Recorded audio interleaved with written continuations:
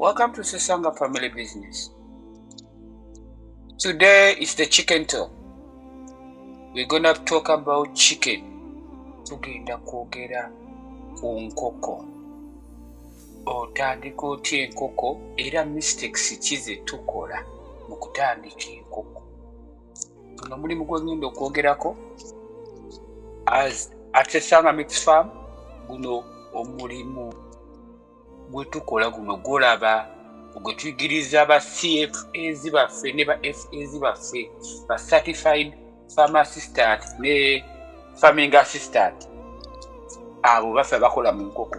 Guno omulimu tugumazeemu emyaka 2 mu guno omulimu bwe bulamu bwaffe. Guno omulimu y'entandikwa yaffe abatatumanyi.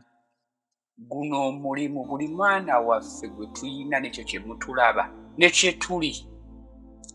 Kukwata mu kalimbo oyo kyekitufudde gye tuli. Kukwata mu kalimbo oyo kyekitufudde gye tuli.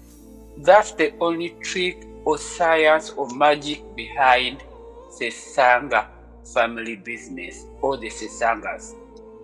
That's our breakthrough. That's our beginning.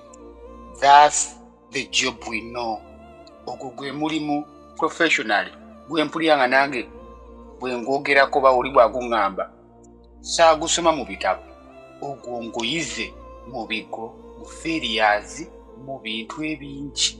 Now leero tugenda kwogera ku common mistakes ze tukola mu nkoko nga tutandika. Nze Sesanga Mixed Farm, Sesanga Family Business, Faba Sesanga Family Business, Sesanga Mixed Farm tufunye tuganyiddwe omu tutya mu nkoko nga bw'olaba mu video. Ekyo kimu ku kiyumba kyaffe. Ebiyumba bwe bityo tulina bya kalinazi. Biba bya kalina wansi ne waggulu kati ye top. Kyova olaba light. Ne waliwo wansi ng'olaba ceiling. Buli wolaba top kati ebya wansi lights bibijja mu madinisa. We're gonna talk about common mistakes ze tukola. Housing. Kyova olaba kiyumba ekyo nga bw'okitunuulira kitegereze. Olabe empewo bweyita. Olabe light. Olabe heat. Olabe buli kimu. Olabe ebituli bye tuteekamu side eri side olaba bbaati kati side eri kituli kyonna. Nja balaga video ezo mu details. Naye one of the problems we face is overcrowding. Tuddayo ku kiyumba, enzimba yaffe ey'ekiyumba bakizimba ne bakugamba you have enkoko nnyingi, mugendagendamu enkoko 2,500. Key reasons overcrowding zituleetera ebizibu mu nkoko. Ene episode yaffe esooka zino zigenda kuba episodes nyingi. Building kituwogeddeko nti ventilation byonna bikyali ku kiyumba. Insufficient light byonna biva ku kiyumba. Tuddayo nga tonnabatandika nkoko. How is your poultry house constructed? How many chickens do you want? How many chicks do you want? What is your agenda? What is your plan? Here I'm talking about owners. I'm not talking about workers. This is for owners, entrepreneurs, businessmen, people who want to change their life, people who want to break through. This is the masterclass. I'm not talking about workers.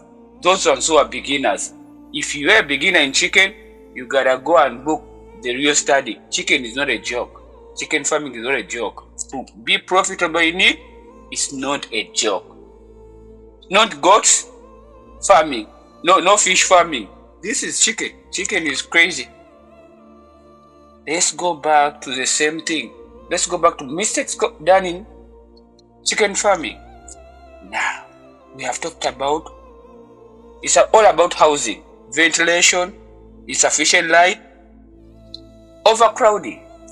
Now, let's talk about those in too deep. Now, let's start with ventilation. You have to provide enough ventilation for your birds. Each bird you gotta know which number do I have in which room and which birds, which system am I using. We brooder yaffe ebeera tebera mu cages nga bw'oziraba. buda yaffe ebeera wansi kibeera bwekitonga bwekira nga kyonna kiri flat ebyo n'ebituli bibeera mu nesooka tubikavalinga olw'empewo byolaba eri mu mpewo bw'otuulira ekiyumba kyaffe ekyo kiri waggulu kiri waggulu olaba sayidi eno tukibise sayidi eno yonna wali open katimba that's ventilation empewo kati ekiro tuusa amatundubaye ne gabikka ne tukendeeza light naye that is ventilation is key. Tugende ku kirala ng'osettinga. Now we're gonna talk about overcrowding. Bannange at Sisanga Mix Farm twogera ku nkoko z'amagi nga bw'otulaba awo tuli bakafu amagi gaffe tojja mu bigambo. Don't take my words. Go come and book our eggs, taste them, see the yellow yolk, the size of the egg, the nutrition in the egg, the ingredients in the egg. The chicken is well fed, as you see. Cleanliness, as you follow us on our TikTok and our YouTube channel, from our goat farming, fish farming, maize farming. Now chicken farming is paramount at Sisanga Mix Farm. With cleanliness, it's not a joke. And that's how our families is proud and pride in that. Cleanliness. Look at our poultry farm. Somebody can challenge me. We all have poultry farms in our houses or nearby our houses or at our farms. Challenge me. Look at the cleanliness in the morning. That's feeding. All those on self cameras is 24/7 recording. But look at the cleanliness. That's so key. Overcrowding layers. We space them. Manya, every layer is 0.5 inches. That's the inches. No, how many layers? 0.5 inches to 0.6 inches. Crowding layers.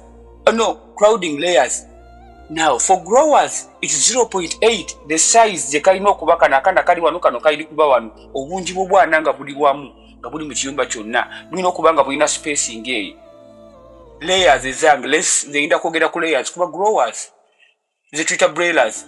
Ezo 0.8 to 10 spacing centimeters, inches. Naye nze ndi ku layers 0.5 to 0.6.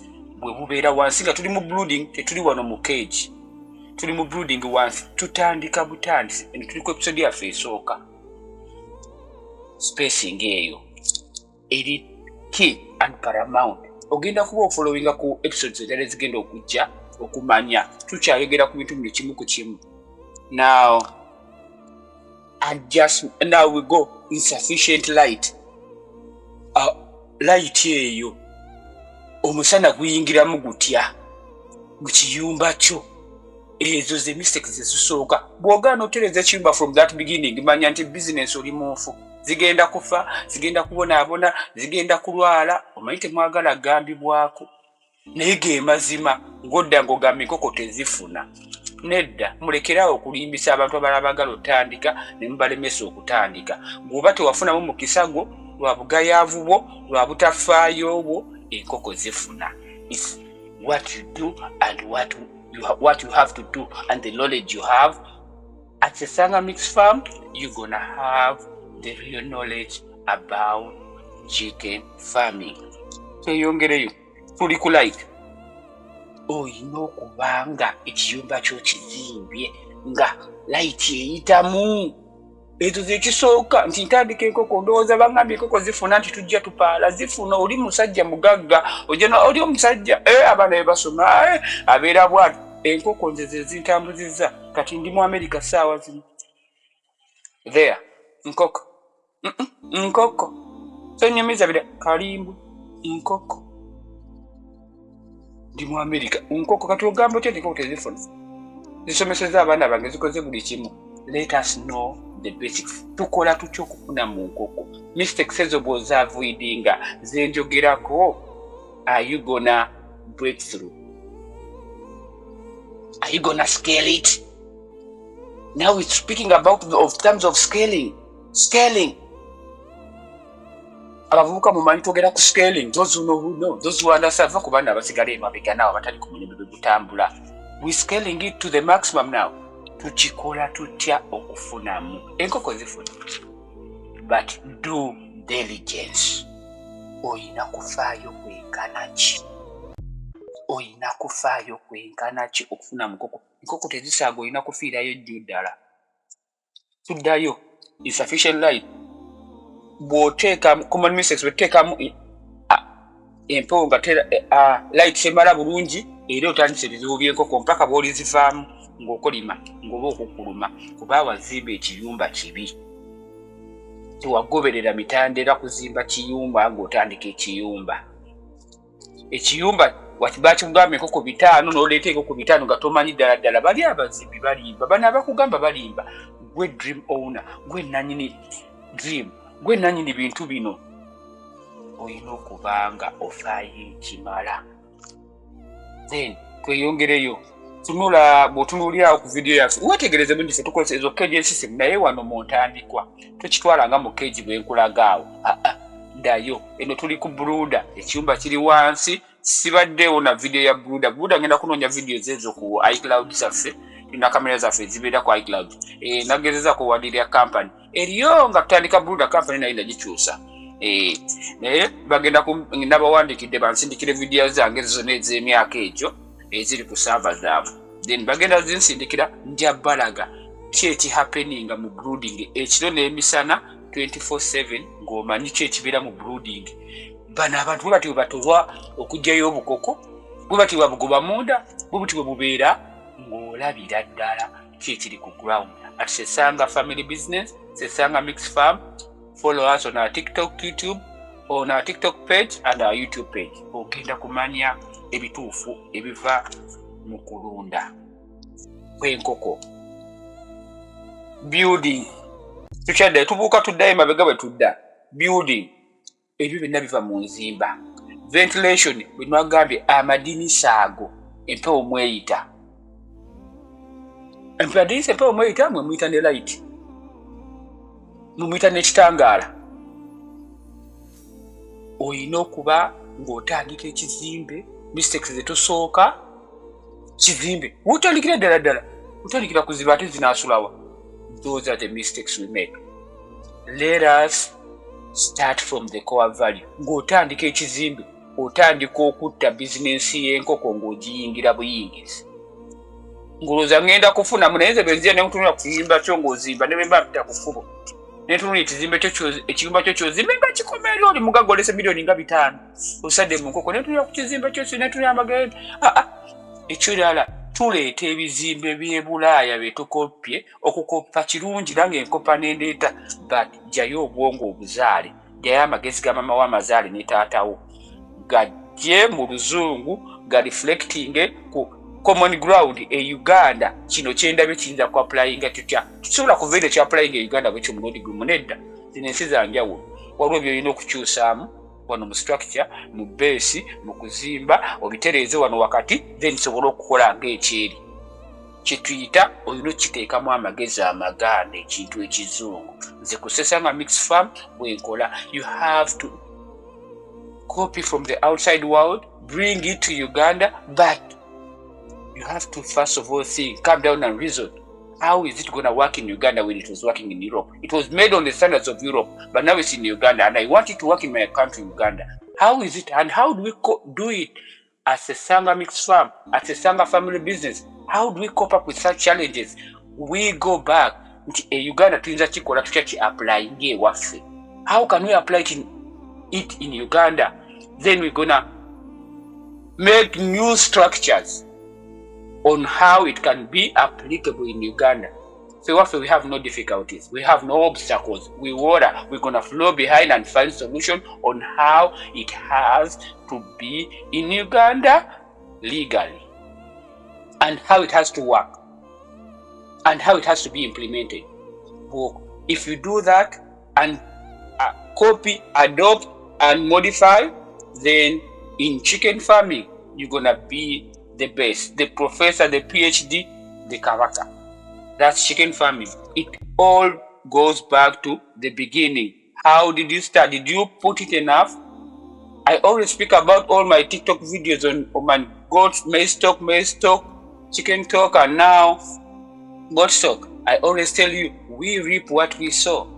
If we put in little, If you don't take care enough for what you think you're going to get profit or sometime in the future to get money from, and you are not taking care of it enough at the beginning, then you're wasting time. How will you reap good when you sowed bad? I keep on telling you that thing, but you have to change the mindset too. Because when you can't put in enough capital to start the structural building of a poultry house, then you have lost it already. Before even looking for workers, don't try my CFAs and FAs, the certified farming assistants and farming assistants, the ones I train at my farm and online. Don't try them. Don't come to book our hours, or don't bring yours to train them if you're not ready. We come and look at the structure, we tell you no, this is not it. You gave it to the constructor, the construction was good, it's beautiful, but not for this purpose. Not for the purpose of chicken farming. Chicken farming is delicate. Now, housing. That's our episode 1 is taking housing. Overcrowding now. Let's go back to overcrowding. We have made our chicken, we have made our house recklessly. You know, we don't want to care as Ugandans. You want to be decided as a boss, because I'm talking to the bosses, to the owners, to the dream owners, to the vision makers, to the people who have dreams and they were working hard to make them a reality. I'm talking to those. That couple of people whose mindset is elevated, who really are somebody who can take a positive, a negative criticism and know that's a negative criticism, this is a positive criticism. Somebody who can distinguish between the two, those are the people I'm talking to. The rest, I'm not talking to you. Overcrowding. Overcrowding. Overcrowding kills. If you like, oyagadde ekyumba kya nkoko 5, ogambye abazimbi, ozirese, abasajja bakola enkoko kyaki ekyumba kya nkoko 2, goteddemu 5, osubira otyo okufuna nga mu mateeka amatuufu buli kakoko bakagaziza spacing ya 0.5 inches apart from each other. So 0.6 otaddemu bungi tebussa, oza mutaddemu bungi obujja ofuna ebbugumu nga buli bungi. Nedda, there is time for creating heat. Byonna tujja kutuukako ekyo okuteekamu heat. Otugenda bira mu episode zaffe eddako, brooding etandika etya, mistakes etukola mu brooding, byonna tugenda bira mu zino episode za chicken talk. Tugenda biraba unscripted. Kino tukikuwanga bwe kiri, kino ogenda kifunanga bwe kiri ekya chicken talk nga bwe kiri. Facts on, proven on, genda olumwe kitwale ffe tukifunyemu, kikola, it can work. Thank you for listening to Sesanga Mixed Farm. Thank you for listening to Sesanga Family Business. Nemu byonna bino is consistency. Challenges are there, consistency. Assalamu alaikum wa rahmatullahi wa barakatuh.